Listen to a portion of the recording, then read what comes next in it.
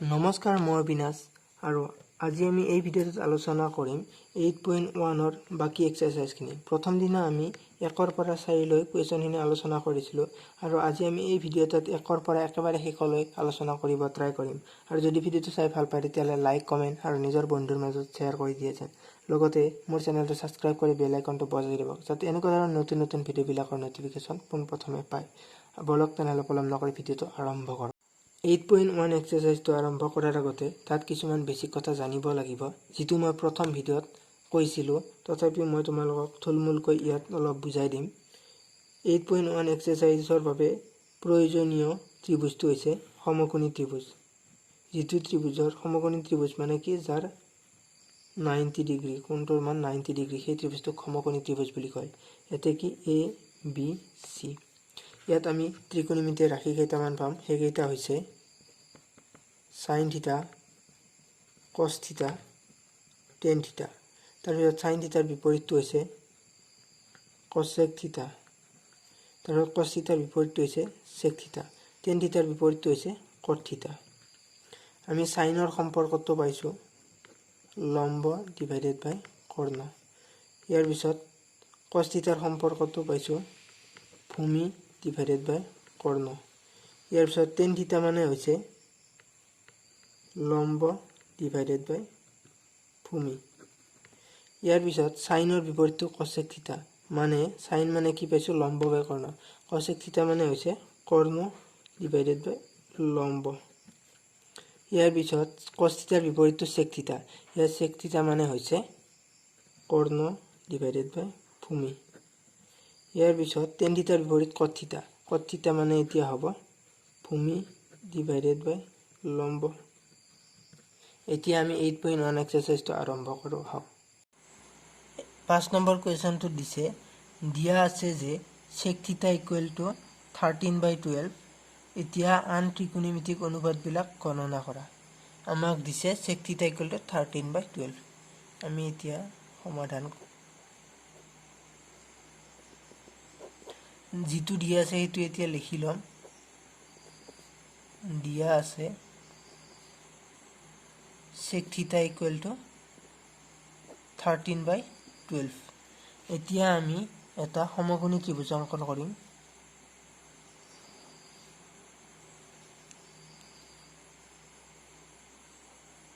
এইটো এটা সমকোণী ত্ৰিভুজ। এ বি সি।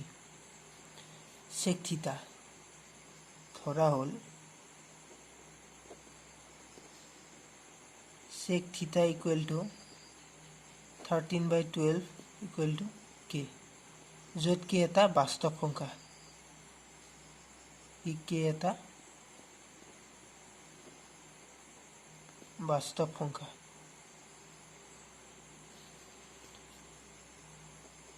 আমি sec thetaৰ সম্পৰ্কটো পাইছোঁ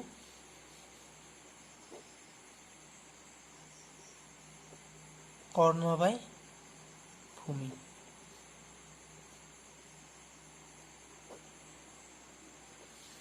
ইয়াত যদি আমি এইটো থিটা হিচাপে লওঁ তেতিয়াহ'লে ইয়াত কৰ্ণ হ'ব এবিডাল হ'ব ইয়াৰ কৰ্ণ। তাৰপিছত এচিডাল হ'ব ইয়াৰ ভূমি আৰু বিচিডাল হ'ব ইয়াৰ লম্ব। এতিয়া আমাক লাগে কৰ্ণ মানে ইয়াত কি এ বি। তাৰপিছত ভূমি হৈছে এ চি। এতিয়া পালোঁ 13k ডিভাইডেড বাই 12k। এতিয়া আমি পালোঁ এ বিৰ মান 13k। তাৰপিছত এ চিৰ মান পালোঁ 12k। আমাক এতিয়া লাগে বি চিৰ মান। বি চি ইকুৱেল টু আমি পালোঁ এ বিৰ মান 13k, এ চিৰ মান 12k। এতিয়া আমাক লাগে বি চিৰ মান। এতিয়া আমি এ বি চি এই ত্ৰিভুজটোত পাইথাগোৰাছৰ সূত্ৰ প্ৰয়োগ কৰিম। ত্ৰিভুজ এ বি চিত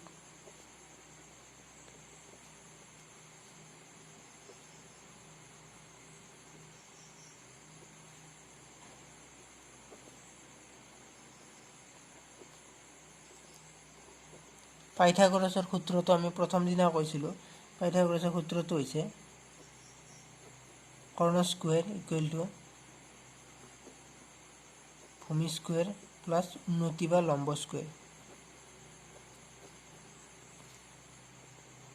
এই ত্ৰিভুজটোত কৰ্ণ হৈছে এ বি, মানে এ বি স্কুৱেৰ, ভূমি হৈছে এ চি, উন্নতি হৈছে বি চি। এতিয়া আমাক যিবিলাকৰ মান দিছে সেইবিলাক এফালে আৰু মান উলিয়াব লগাবিলাক আনফালে নিব লাগিব। এইবোৰ মান আমি পাইছোঁ 13k হোল স্কুৱেৰ, তাৰপিছত এ চিৰ মান পাইছোঁ আমি 12k হোল স্কুৱেৰ, আমাক লাগে বি চিৰ মান, বি চি হোল স্কুৱেৰ। এতিয়া আমি 13kটোক ইফালে 13kটোক যদি মানে কি 13ৰ ভিতৰত যদি পূৰণ কৰোঁ তেতিয়াহ'লে হ'ব 169k স্কুৱেৰ ইকুৱেল টু 12 স্কুৱেৰক যদি ভাঙোঁ তেতিয়া 12 যদি দুটা পূৰণ কৰোঁ তেতিয়া হ'ব 144k square plus B C square. এতিয়া আমি 169k স্কুৱেৰ, এতিয়া 144ত প্লাছ আছে, যদি আমি ইফালে লওঁ তেতিয়া হ'ব minus 144k square equal to B C whole square. এতিয়া আমি 169ৰ পৰা 144 বিয়োগ কৰিলে পাম 25k square equal to B C square. এতিয়া আমাক অকল বি চিৰ মান লাগে, সেয়ে আমি ইয়াত ৰুট ল'ম। এতিয়া আমি বি চি ইকুৱেল টু 25ৰ যদি বৰ্গমূল লওঁ তেতিয়া হ'ব 5 আৰু কে স্কুৱেৰৰ বৰ্গমূল ল'লে হ'ব k। আমি কি বি চিৰ মান পালোঁ 5k, মানে আমি এতিয়া বি চিৰ মান পালোঁ 5k।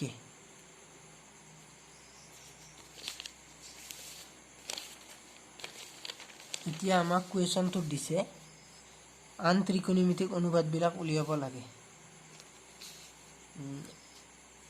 এতিয়া আমি যদি ওলাওঁ সাইন থিটা, সাইন মানে আমি পাইছোঁ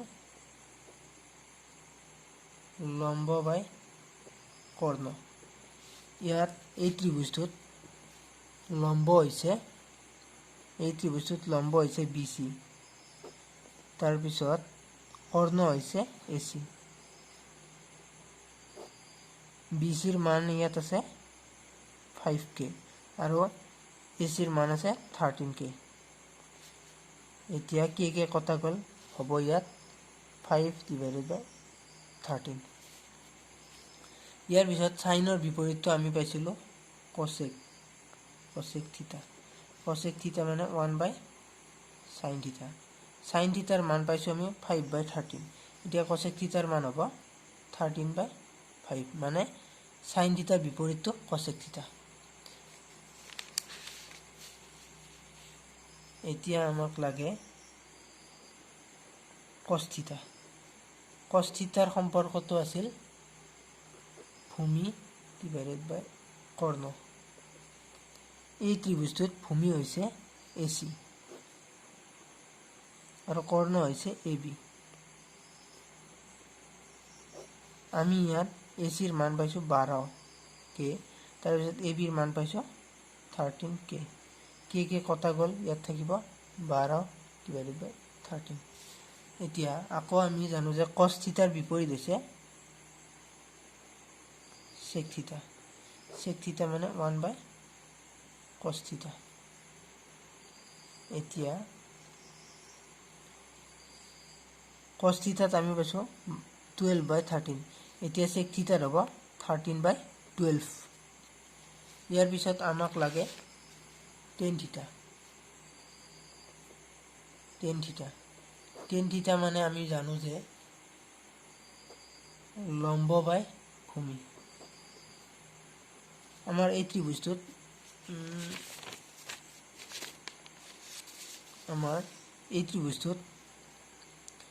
লম্ব হৈছে বি চি আৰু ভূমি হৈছে এ চি।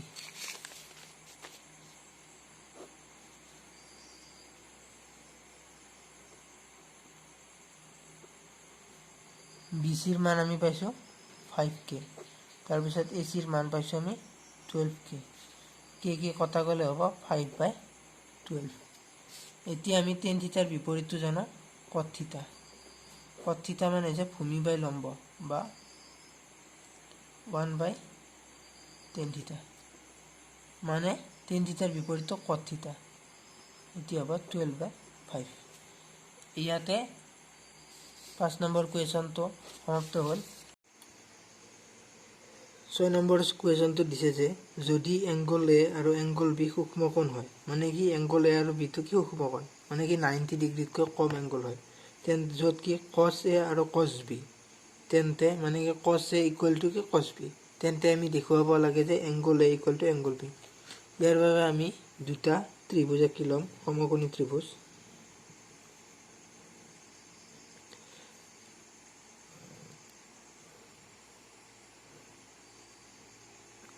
এতিয়া আমি ইয়াত এ ল'ম আৰু এইটোক ল'ম আমি কি b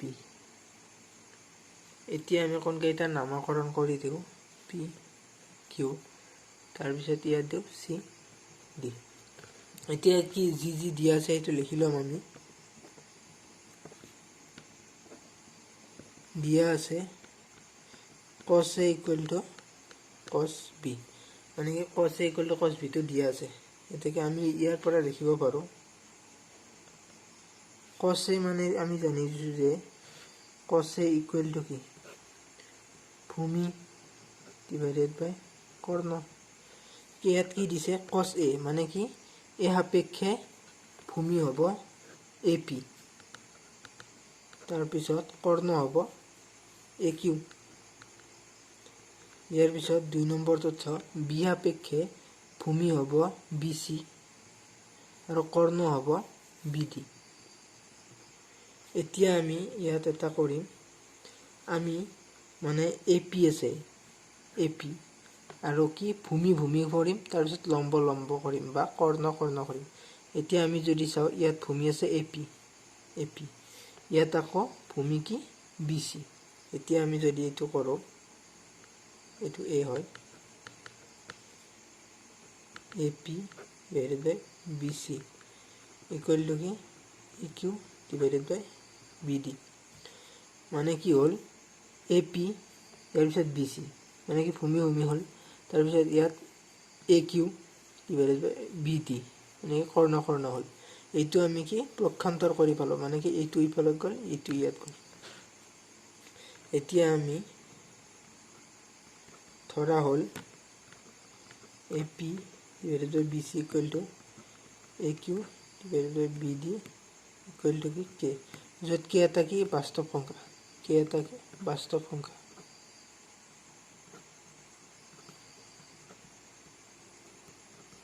k এটা কি বাস্তৱ সংখ্যা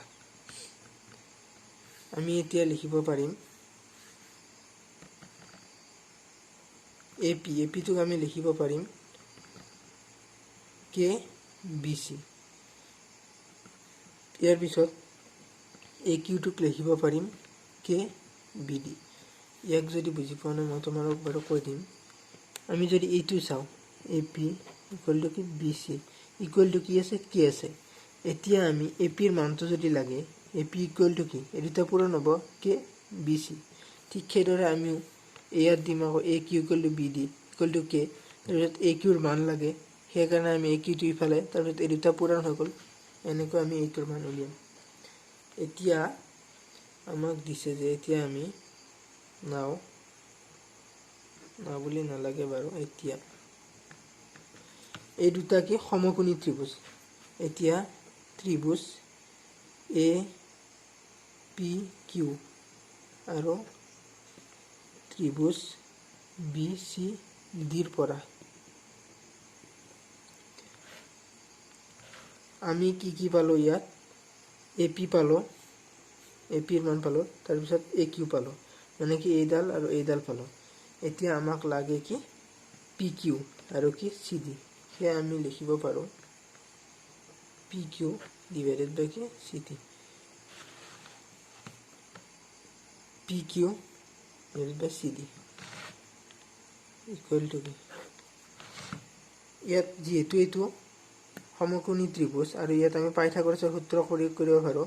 পাইথাগোৰাছৰ সূত্ৰ প্ৰয়োগ কৰিলে কি হ'ব, কৰ্ণ হ'ব AC স্কুৱেৰ AQ স্কুৱেৰ, ভূমি হ'ব AP স্কুৱেৰ প্লাছ লম্ব হ'ব PQ স্কুৱেৰ। এতিয়া আমি যদি লিখোঁ এনেকৈ, আমাক কিহৰ মান দিছে, আমি AQৰ মান পাইছোঁ, তাৰপিছত APৰ মান পাইছোঁ, আমাক লাগে PQ। আমি যদি এনেকৈ PQৰ মান উলিয়াওঁ, PQ স্কুৱেৰ, তেতিয়াহ'লে হ'ব AQ whole square minus AP square. এতিয়া আমাক PQৰ মান উলিয়াবলৈ তেতিয়া আমি ইয়াত ৰুট দিব লাগিব, AQ minus AP square minus AP square. PQৰ মান আমি পাইছোঁ AQ square minus AP square. ঠিক সেইদৰে তলত কি CD ইয়াৰ মানটো, এইটো হৈছে লম্ব, ইয়াৰ দৰে যদি কৰোঁ, ইয়াৰ দৰে কৰিলে ইয়াত হ'ব BD square minus BC square. এতিয়া আমি মানখিনি বহুৱাই দিম, AQ স্কুৱেৰ, AQৰ মান পাইছোঁ কি KBD square, KBD whole square minus APৰ মান পাইছোঁ আমি KBC হোল স্কুৱেৰ। তলত আছে BD, এইটো যিহেতু মান পোৱা নাই আমি সেইটোতে এনেকৈ লিখিম মাইনাছ BC স্কুৱেৰ। এতিয়া আমি ইয়াত চাম PQ divided by CD equal two,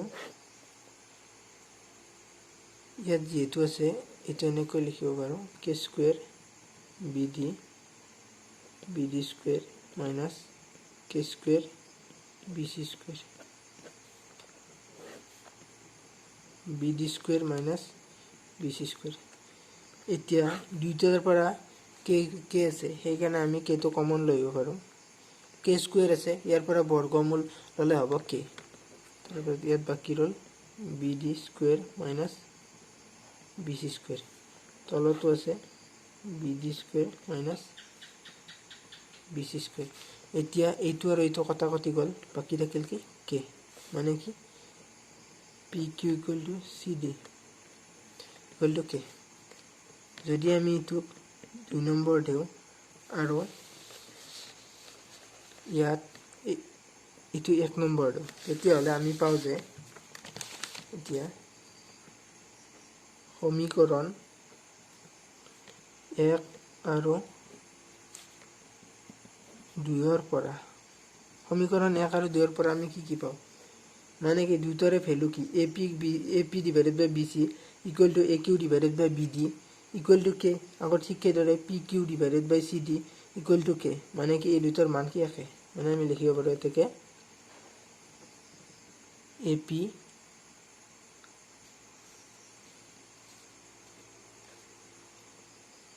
divided by BC equal to AQ divided by BD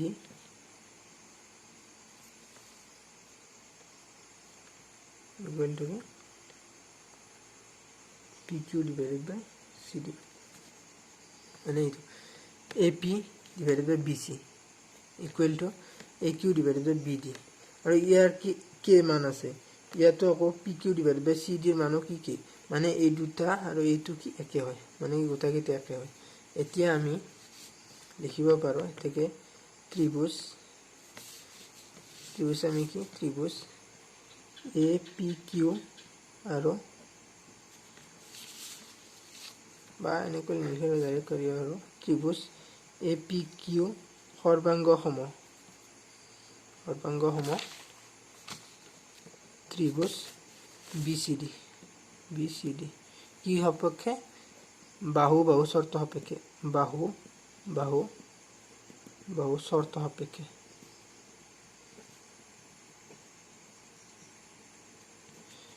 যদি এটা ত্ৰিভুজৰ গোটেইকেইটা বাহু সমান হয় তেতিয়া তাৰ কোণকেইটা কি সমান হয়, এদিকে কি এংগল A ইকুৱেল টু কি এংগল B। এতিয়া আমি বাহু শৰ্ত সাপেক্ষে এইটো আমি ত্ৰিভুজ চেপ্টাৰটো আৰম্ভ কৰিম, তাত আমি পাম এইটো মানে আমি যদি চাওঁ আমি ইয়াত পাইছোঁ যে AP ইয়াত যে BC এই দুটা ইকুৱেল, তাৰপিছত AQ ডিভাইডেড বাই BD এই দুটা ইকুৱেল হ'ল, তাৰপিছত PQ ডিভাইডেড বাই কি CD এনেকৈ এই দুটা ইকুৱেল, মানে কি বাহু চৰ্ত সাপেক্ষে APQ ত্ৰিভুজ আৰু কি BCD ত্ৰিভুজ দুটা সৰ্বাংগ সম, মানে আমি জানিছিলোঁ যে angle A equal to angle B।